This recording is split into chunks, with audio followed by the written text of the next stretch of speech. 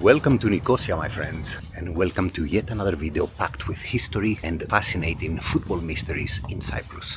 And what's so famous about Cypriot football, you may ask? Well, first of all, this is a Cypriot team whose current home ground is in a British sovereign area, and its real home lays a kilometer behind this wall and belongs to a different country.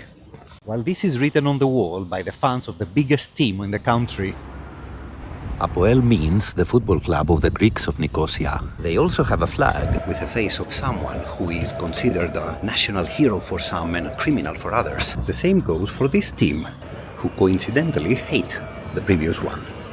This team promotes the use of Turkish Cypriot football players among its ranks, which for some people on this island is a criminal offense, for some others not.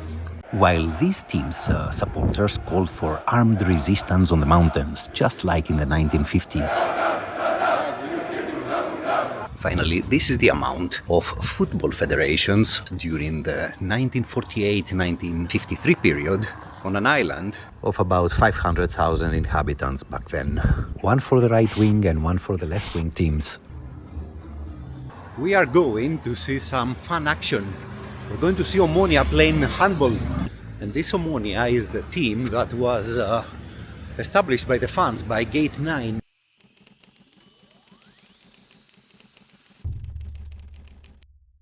So Omonia got divided because the original club, which was popular-based, was turned by Papastavru into a private-owned company. The football branch of Omonia, 29 of May, plays this year in the first division. They are bottom of the table, but they do participate. It's actually an amazing story. Now, as most of you probably know, Omonia is the left-wing team of sports in Cyprus, while APOEL is the traditional right-wing team. Regarding APOEL, we'll catch up to them a little bit later on this video.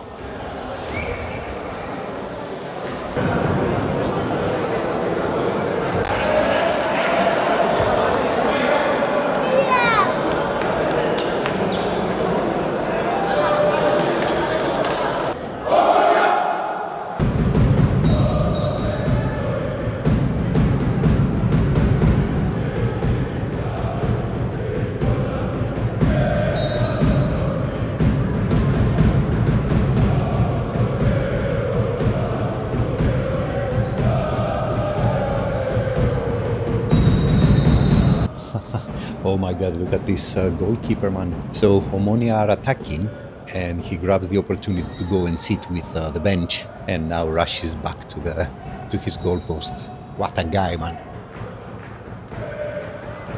So for context, these Omonia supporters do not follow the football team that they themselves created. And the reason is that if a supporter wants to participate to a football game in the first division of Cyprus, they are obliged to make the fan card. I had to make the fan card in order to go and attend the football games that I'm going to show you in this video and in the future ones from Cyprus. So yeah, it's a pity. It's a real pity. And what's even more sad is that this is a divided fan base. The Gate 9 fans, they don't follow the other Omonia team, the one that was bought by the American entrepreneur. They have a different ultras group called Semper Fidelis.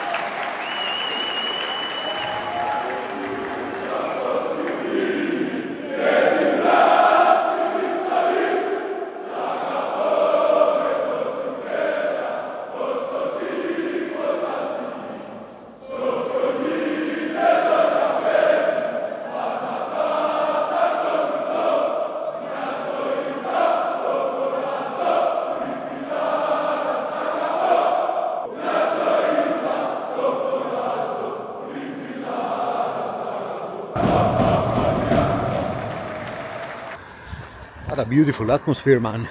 I had to do the bloody card for myself, man. Can you believe that? I mean, you have to take a photo of your passport, then of your face, then you need to become a member to the specific football club. Bloody hell, I think I became a member of 3 or 4 teams here in Cyprus. Whew. So yeah, here we are. Bloody hell, I'm very dark. Here we are watching handball. I mean, the fitness levels were somewhat off, but okay. I think it finished with 40 plus goals difference, which is kind of insane, come to think of it.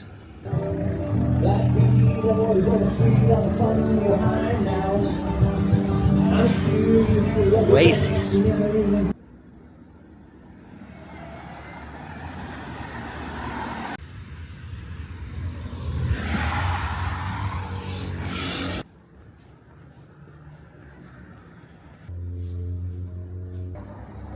Official supporters club of Liverpool Football Club, man. Wow. Poetry in motion. Bloody thing is karaoke, can you believe that?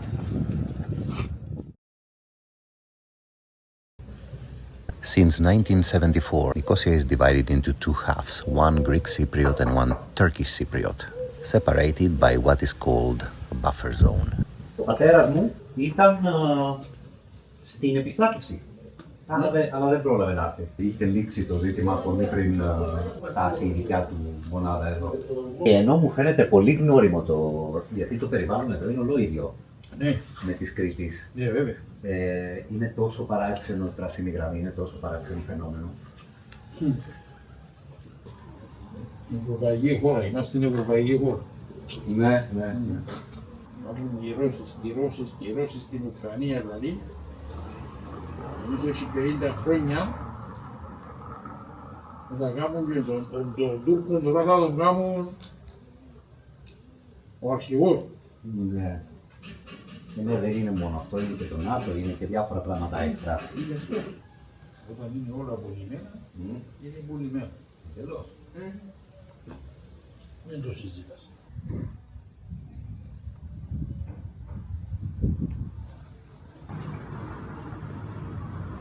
So how did the Turkish army reach Nicosia, you may ask? Well, the thing is, when they first intervened on the island, which was their right, I repeat, this is a very important detail. It was their right to intervene according to the agreements of London, Zurich. And during the first days of said intervention, the world community was actually quite positive about it. And deservedly so. You see another state organized a coup d'etat against the lawful president of the island. However, days after the Turkish army decided to push through, and they basically managed to capture a third of the island, including half of the city that we are in right now, Nicosia. And that was more or less the moment that the global view of this event changed. The Turkish army intervention was no longer an intervention, it was a full-scale invasion. Check it out, man. APOEL. And this is the buffer zone with these 2 guardians. The buffer zone is free for cats though. Cats can move freely. So welcome to the Republic of Cyprus, a state island situated on the eastern Mediterranean, member of the European Union, and currently divided into 4 different territories, while 6 different armies operate on it. And this down here is probably the most well-known border crossing from southern Nicosia to the northern one. So this is the same street, Lidras, from the Turkish Cypriot side. This is the checkpoint. And so we are in what was earlier a caravanserai. That's basically an inn for travelers and merchants.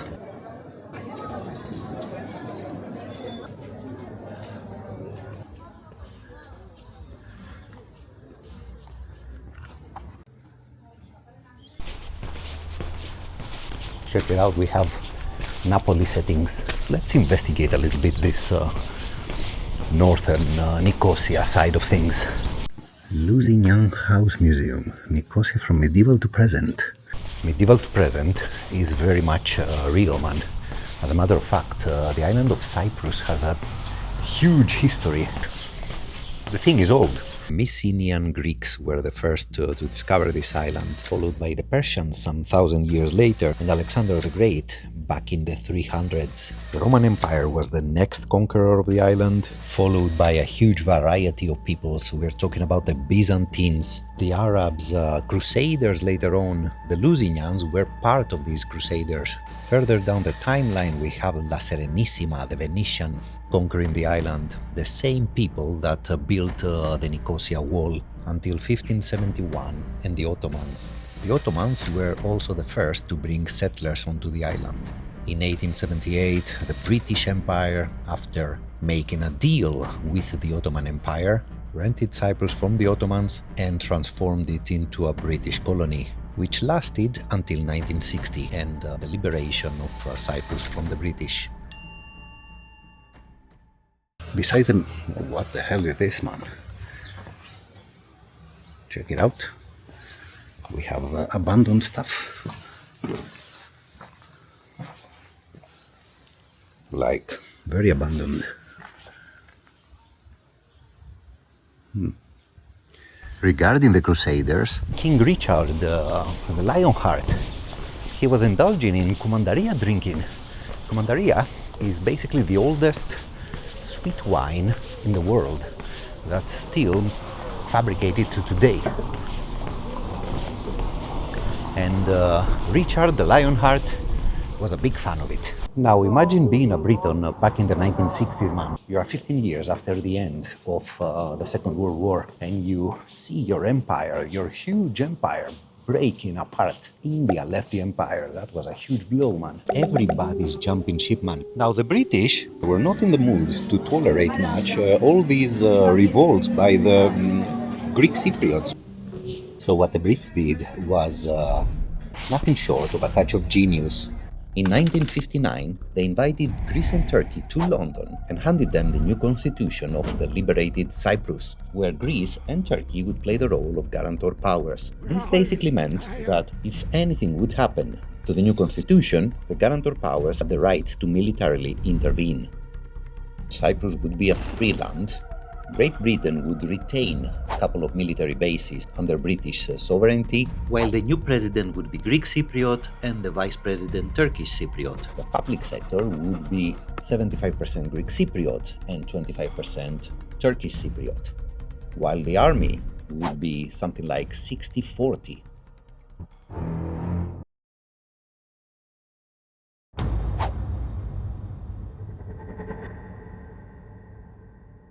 Now imagine how that would have worked. Back in Greece, we have 100% Greek public sector. And believe me when I tell you that, it barely functions. Imagine 75-25. The Brits themselves, they didn't want to lose contact with this area, with the Middle East. Now the Greek Cypriots were also a little bit divided in the whole matter. They wanted the Brits out. A lot of them wanted to unite with Greece, to become part of Greece. Some of them wanted complete autonomy. They wanted the island to be basically free and self-governance. And as far as the Turkish Cypriots are concerned, what they wanted was Taksim. It was basically to divide the island and have a part of the island where the Turkish Cypriots would live and another part where the Greek Cypriots would live. And this is more or less why I say that the British constitution for Cyprus was genius. It basically made impossible for the other parties to tolerate each other. The Greek Cypriots did not include the 25% of the Turkish Cypriots in the public sector with the excuse that they were not fit enough. And as a revenge act, the Turkish Cypriots never voted the act for the taxes.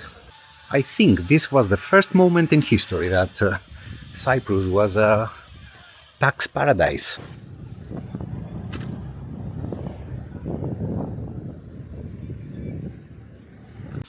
Women want peace. Can't disagree with that. Check out Ledra Palace, man. Once prestigious, glamorous and biggest hotels in Nicosia, now it's just a ghost. As for this cafe down the road is the Cafe of Cooperation. This seems to be something new, where Turkish Cypriots and Greek Cypriots actually meet. Has become inhabitable for families needing to travel to work and school. We bumped into a moment that kids from two schools were present, and it was a little bit awkward because, I mean, inside the building were the kids from the Turkish Cypriot school, and then came the kids from the Greek Cypriot school. This is very funny as they walk in, kind of shy, like in a first date. They went in, they greeted everyone, and then one school sat outside and the other remained inside. But bloody hell, that was actually touchy. It's a long way till anyone develops any kind of collective Cypriot, a Cyprus conscience, let's say. Όταν ήμουν στην Ελβίκ, εδώ στο στρατό, θυμάμαι να κοιτάμε, να βλέπουμε στις ειδήσεις στο ΡΙΚ, έτσι, όλα αυτά το 2009, και να αναφέρονται στην εισβολή λες και έχει γίνει χθες. Αυτό υπάρχει ακόμα. Υπάρχει ακόμα, Και να σας ρωτήσω τώρα και κάτι άλλο. Περνώντας την πράσινη γραμμή, υπάρχει ένα καφέ μέσα στην πράσινη γραμμή, μπροστά στο Λίδρα Πάλας, όπου πάνε σχολεία από το εδώ κομμάτι με σχολεία από το πάνω κομμάτι, συναντιούνται παιδιά, μιλάνε, είναι λίγο ντροπαλά μεταξύ τους, αλλά τέλος πάντων. Αλλά δεν είναι να πεις ότι πέρα από αυτό γίνονται κάποιες κινήσεις παραπάνω. Όχι, αλλά ξέρεις τι γίνεται, και εμείς που πηγαίνουμε αυτοκίνητο, όσο μπορούμε το αποφεύγουμε, γιατί ψάχνονται πολύ. Αστυνομία μιλάτε? Από εκεί, ναι, μπορεί να είναι στα πολιτικά, μην πούμε καμιά κουβέντα, ξέρω εγώ.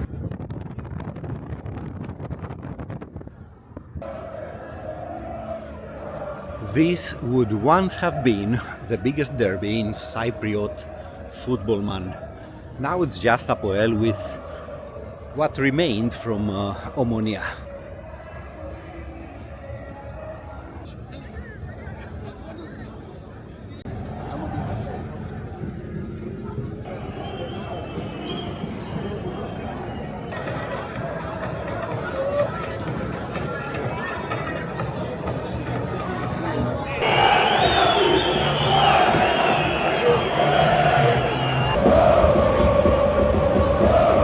It's so cool to have both fans, man. I mean, we have missed this in the Greek football. It's so weird, man, to have this half derby. I mean, imagine this. For more than 20 years, since I was a kid, basically, these two were the giants of, if you can talk about giants, of Cyprus football. And now they are the third and fourth team, something like that, with Omonia being half, since their most hardcore fans left and established a new team, and APOEL being not challenging for things. And all of that because Russian investors came and invested in a team called Paphos, which is a lovely little town, and the one team from Limassol without any kind of funds. Can you believe that? The investors chose Aris, which doesn't have funds, instead of Apollon and AEL, which are the big teams of Limassol. Go figure, man.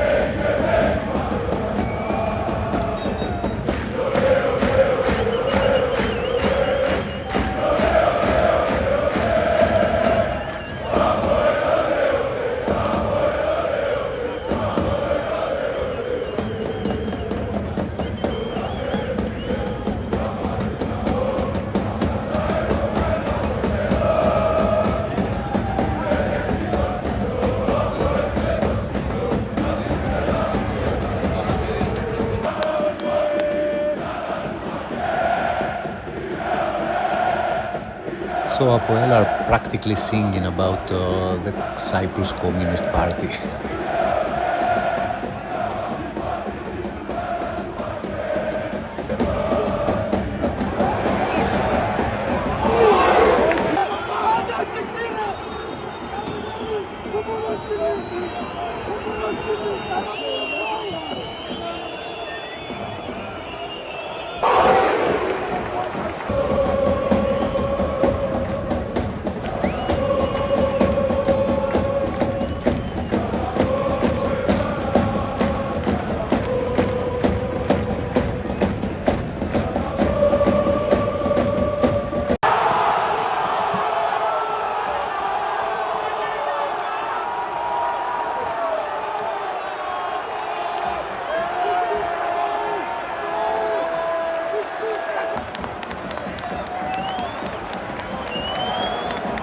Rufate!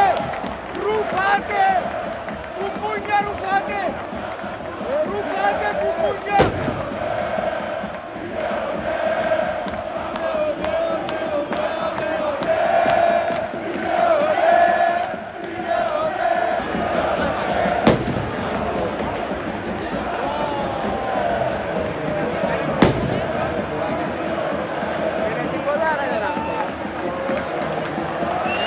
Finally, some decent atmosphere, man.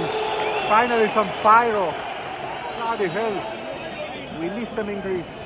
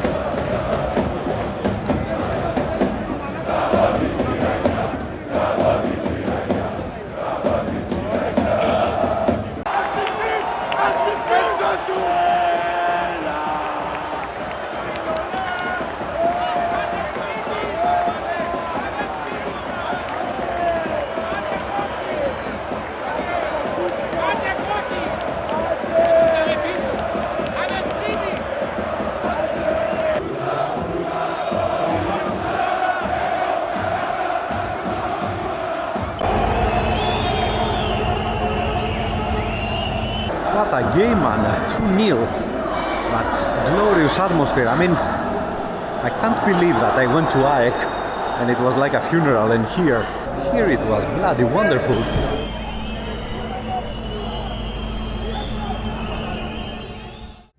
Check it out, AEK is here. The branch of Original 21 in Cyprus, with a message for Michalis. And with a very nice graffiti with our friends from Marseille and Livorno. Is this a good thumbnail? Probably for another video. Now, we are in Cyprus because I want to share with you, first of all, my whole experience in this place as a point of division, because there are a lot of divisions here, man. Because if you thought that the only division in Cyprus is the one between the Greek Cypriots and the Turkish Cypriots, you are definitely wrong. There is a collection of subdivisions inside the Greek Cypriot side, and almost all of them are reflecting or reflected in football.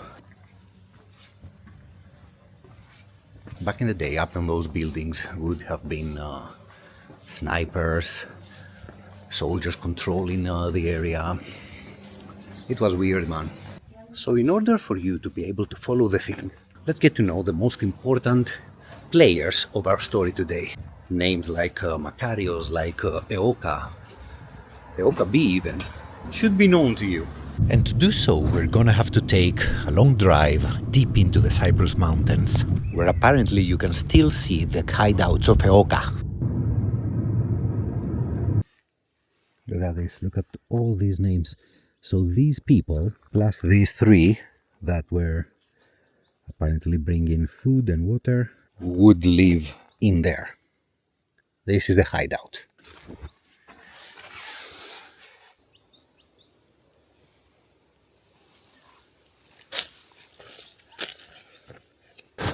Comfy, isn't it? And all this in order to hide from the Brits, who would be hunting them all over these mountains, and be able to get organized and go through with the sabotage against the British rule over Cyprus. Now you're probably asking, why were the Brits in Cyprus in the first place? Now, first of all, now back in the 1880s, something like that, when the Ottomans were busy fighting the Russians, they actually made a deal with the British. And the deal was that the British would help the Ottomans against the Russians, but in exchange they would rent the island of Cyprus. Cyprus was a very important control point for the Brits after the Suez Canal. The Ottomans accepted this, so the British rented the place. I don't remember how many decades after that they proclaimed it as part of the British Empire, unilaterally.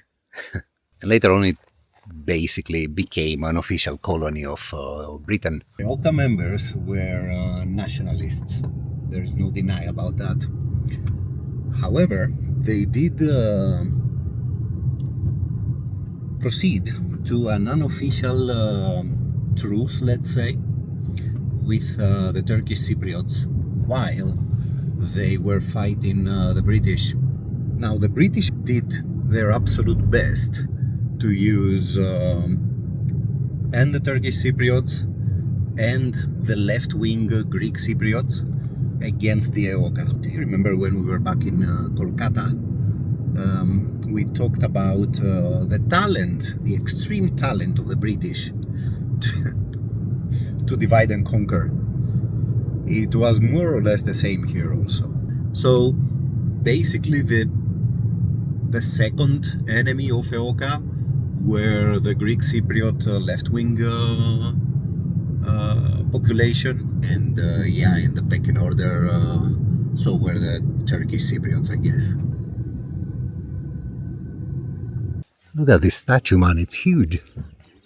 Now listen, Makarios was not an ordinary priest. When the Ottomans conquered the island, they brought with them Turkish settlers. The Ottoman rule was giving grants to soldiers who wanted basically to come to Cyprus and stay. And many did stay, despite minor skirmishes, and some that were not so minor, but still. The general relation between Greek Cypriots and Turkish Cypriots was okay. Now, the Ottomans themselves found an ingenious way to make sure of that. They allowed the Greeks to keep on with their religion, and they also allowed the church, the Greek Orthodox Church, to keep functioning, which meant to the Ottomans that the person responsible for whatever behavior the Greeks had, was the Archbishop, was the leader of said church. So you realize that in the collective memory of these people, the bishop is a very important figure, and Makarios was one of those, man. This is his grave, by the way. I mean, we are here because he was buried here as per his wishes. He wanted to be buried close to the Kiku monastery, where he studied as a child. What is that, man? I mean, is that a swimming pool? Check out the beard, man. Look at this thing. Exquisite. Another thing that Makarios was not was an idiot. And while during the 50s he did support the idea of uniting Cyprus with Greece, as time passed by he came to realize that this would be an impossible task, man. Flipping hell, man, those mountains, look at this. After 1960, that Cyprus became independent, followed a big period of a lot of fights, man, between Greek Cypriots, Turkish Cypriots. Fights continued also between former EOKA and the left-wing Greek Cypriots. I mean, the results of that are obvious today in football, you know? So Makarios, as time passed by, started to realize that a possible union between Cyprus and Greece would be impossible. And not only because the Turkish Cypriots were against it. The Turkish Cypriots wanted Taksim. They wanted to divide the island and find their way.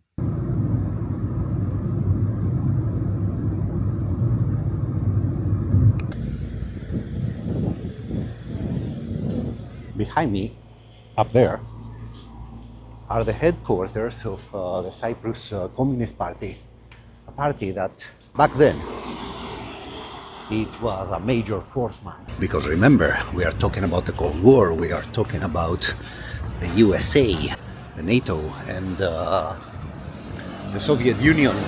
And when Makarios started not to believe anymore in the union between Cyprus and Greece, and ordered arms from Czechoslovakia, that was basically the beginning of the end, man. That was the moment that everybody thought that, okay, maybe it won't work with this guy.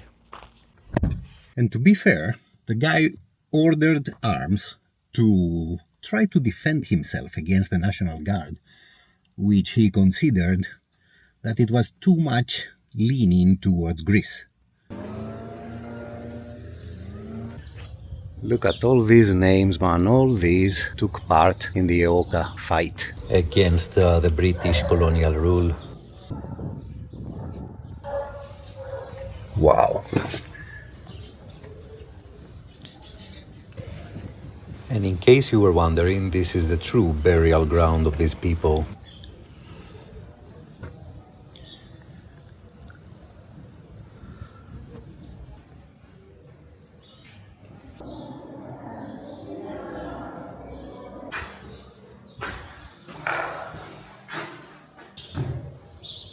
Oh wow, look at this. This is apparently the real thing, man. Flipping hell.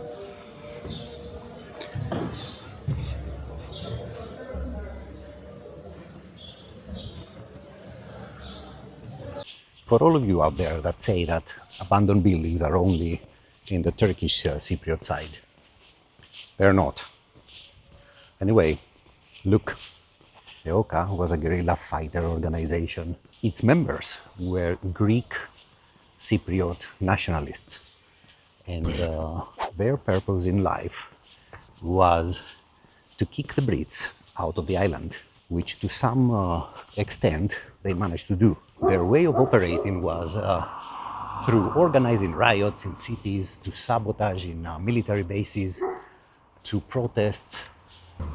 The second version of EOKA, EOKA B, that was formed in 1971, was basically a criminal organization. I mean, what can we say about that?